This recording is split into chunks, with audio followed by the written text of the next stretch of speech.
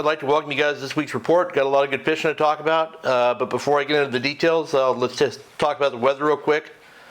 We've got pretty good weather throughout Southern California. There's a little bit of wind at the outer Channel Islands on Sunday, and on the backside of Clemente on Sunday in the afternoon as well, but it shouldn't really affect most of the fishing areas for sport boats or private boaters. So it's the best weather weekend we've had in a while, so let's head out to the chart. Okay, let's head up to the Channel Islands. There's been some good sea bass bites up there for the boats, the sport boats fishing up there. It's kind of hit and miss, but they're getting good scores some days. I know the Aloha Spirit was on them on Wednesday.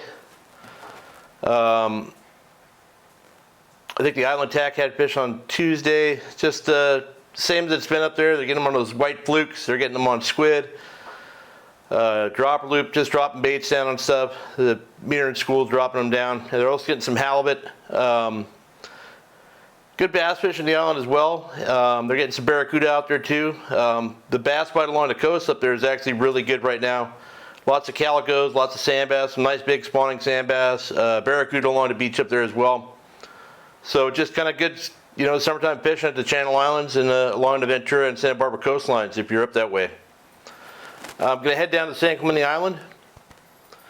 Island got quite a bit more attention this week, and the fish are there and biting. The overnight boats are mostly fishing the front side of the island. And it's just a classic summer pattern there. They're catching yellows and calico bass and a lot of nice bass, a lot of mixed grade yellows. There's some small ones, there's some nicer fish mixed in, but they're biting a jig, flyline baits, all that fun stuff. If you're heading over there on your own boat with that front side stuff, you want to find an area that has fish in it, and to do that you're going to need to go drive around and look. Those fish move up and down the front side. When looking for yellowtail, I will drive around along the 15 fathom curve, which is basically 90 feet of water, which parallels the island. It moves in towards the island and moves out away from the island depending on where you're at. But if you travel in that depth range, you start metering bait balls or see birds or stuff, try dropping back a slow-trolled mackerel or even a rapala or something like that. You might find some yellows, and if you do, then stop and fish for them. You can also look for puddling fish, boils, breezers, all that kind of stuff. Just check your chart, look for little variations in the contours along the beach spots. A lot of times the little ridges that come off the island will kind of aggregate bait. So you don't need to go fish by the sport boats if you see them there to catch fish. You can just drive along that fathom curve and look for fish. And birds are a real good indicator over there. Seagulls and terns, not so much pelicans or cormorants. But yeah, I'm sure the bass are biting on the backside as well. Weather looks pretty good out there this weekend. I'm hoping to maybe get out there. Heading into Catalina, the fishing's still really good over there. They're getting yellows, bass, barracuda, bonita. Just the standard front side and back side stuff, kelp beds, reefs, all that stuff's biting. You know, if you're heading over there and you're going to fish in your own boat, I'd stay away from the front side. You have the most boat traffic over there on a holiday or a summertime weekend. There's gonna be a lot of sport boats. All the sea lines are gonna gather up on that end of the island. I'd look around the back. Plenty of spots out there. Just look on your chart. Look for reefs out away from the island. Look for kelp in 40 to 60 feet of water. That type of stuff. If you're fishing with baits, sit up, anchor up, current of a chum. If you're fishing lures, just drive around hitting kelp. Last time I was over there a few weeks ago, but it was really good then. I'm sure it hasn't gotten any worse. Heading into the beach, barracuda are biting up in the Santa Monica Bay pretty good. I know they're closer to PB than they are to Del Rey, but they're getting some good scores up there. There's also some bass biting into kelp up that way. I'm sure you can catch bass in all the artificial reefs up in the bay right now as well if you want to do that on your own boat. I haven't heard a whole lot about out of PB lately, but I was there a week ago, a little over a week ago, 2 weeks ago, I don't even remember what it was. At least a week ago, and it was slow when I was there because it was windy, but they were biting a little bit, and I think you could catch plenty of fish up there if you get a decent weather window, and it's not blowing 20 like it was when I was up there. Still some sand bass and calicos biting along the beach out of Long Beach. I know the Victory's been getting them pretty steadily, sand bass and calicos, along with their sculpin. But private boaters, just fish any of the artificial reefs, any of that kind of stuff. I'm sure you'll catch plenty of fish on lures or bait or whatever you're fishing up this way. Going down the beach, Dana Point, they're having good bass fishing down there, and they're still getting a few of the real big sea bass, which is nice. So, you know, you could go down there and just try and target sea bass, or you can go down there and fish artificial lures. Like I said, Jimmy was down there a couple weeks ago. week and a half ago, and he had went 1 for 2 on a nice sea bass on artificial lures. San Diego coast is status quo, so I'm just going to head down to the Coronados. What's interesting right now, dealing with the Coronados and other things, is the San Diego area, we're setting up for like a classic summertime pattern. The old saying, light the fireworks off and then go tuna fishing is kind of holding true right now down there, as we have the early summer yellowtail biting at the Coronado Islands. We have kelp patties with yellowtail and a few Dorado below the islands, and there's a couple yellowfin up here, and then you get a little further down off, outside Clemente, we're getting some nicer yellowfin down there that way. That is I'll talk more about that bite in a second, but that's a classic offshore bite for this time of year. Offshore fishing, inshore fishing for this time of year. So other than the bluefin we have further up, this is setting to be more of a classic season down there.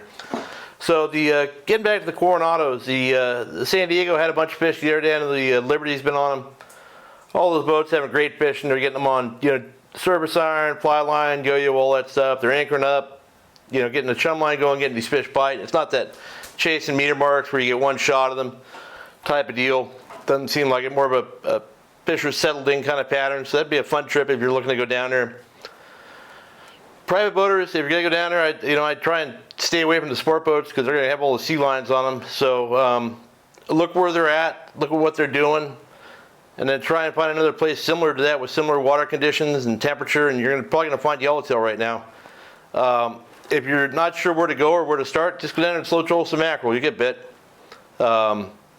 But do it in a reasonable depth. I mean, I would look where the sport boats and those guys are fishing. If you see them out there and you don't want to fish by them, and just get an idea of how they're fishing and where they're fishing. And then go look for different depths. If they're at North Island, go look at the middle grounds, or get at South Island. All those areas. I mean, you have a much better chance of catching those fish if you get off by yourself somewhere. And I've been down there with this time of year where they're happy to surface iron. You don't need a chum. You don't need to do anything. Just find fish that are feeding, find birds, things like that. You'll be good. Let's go back to offshore fishing. I'm going to come back up the line here into U.S. waters. The bluefin are up here for sure, and the Enterprise out of Pier Point today, my buddy Mitch runs it. I think he went 2 for 7 on 100-pound plus fish on his 3/4 day trip, and just drove over mother load sized marks and huge sonar schools all day. He was out there yesterday as well. I think he went over 6. Those fish are moving around up here, and I'm going to talk about a little trip I had over the weekend after I'm done with the report. But they're not biting that well. So, he actually got some to bite. They're getting them on jigs. They're dropping on the fish. They're not really biting too readily on the surface. They're getting them on a troll. They're getting them on now and then on poppers, but they're mostly on cooperative. I couldn't buy a bite on a popper the other day. But there's plenty of fish out here. You just need to get away from the other boats. You need to go look for them, and you need to find some for yourself. And they're not going to be in the same place every day. I know Mitch is fishing different areas each trip, and having to relocate these fish, and you would do well to not go to yesterday's area, but more on that later. The bite down in San Diego, so like I said, we have the overnight boats catching yellows, a few yellowfin, and some nice, not nice, but normal sized kelp patty Dorado. This is classic July pattern. The yellowfin are mostly down the line more. The yellowfin tend to come from down the line more than I think the bluefin come from out west.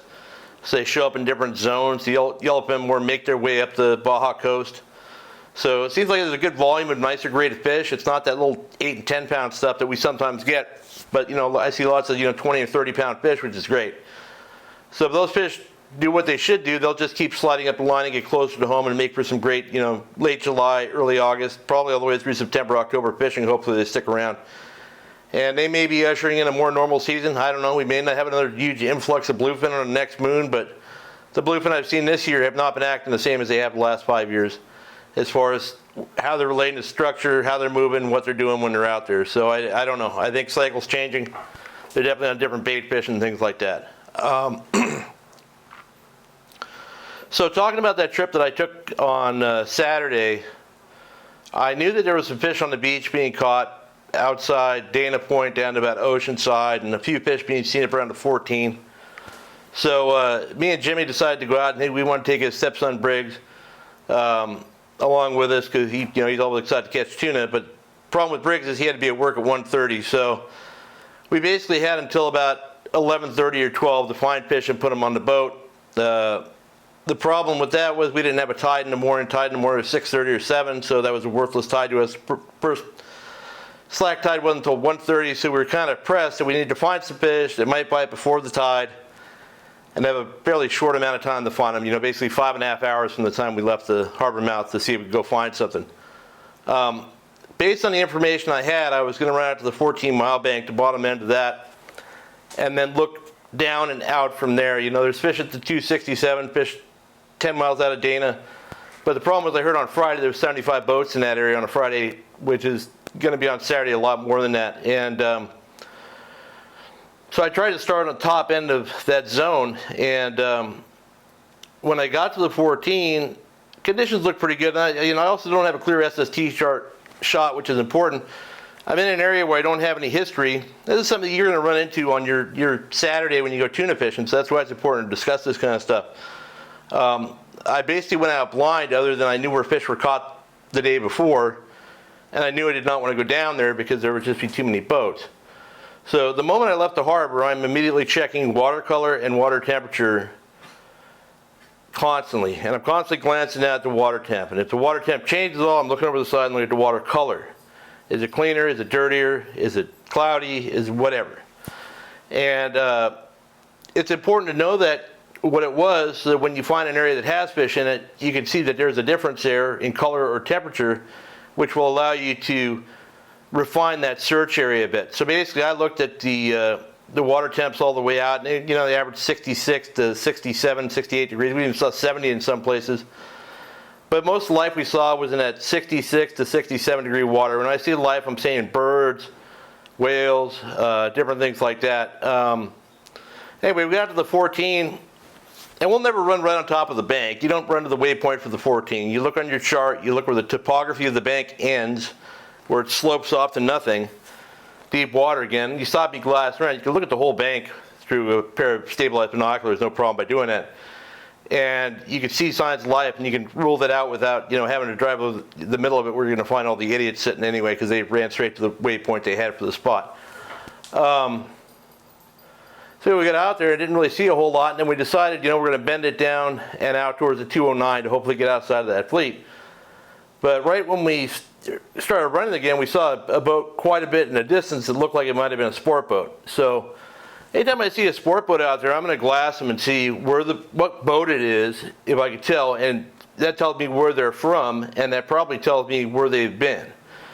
So the boat we saw was a producer who was out of San Diego, and they were pointed west, you know, northwest, towards the east end of Catalina, basically.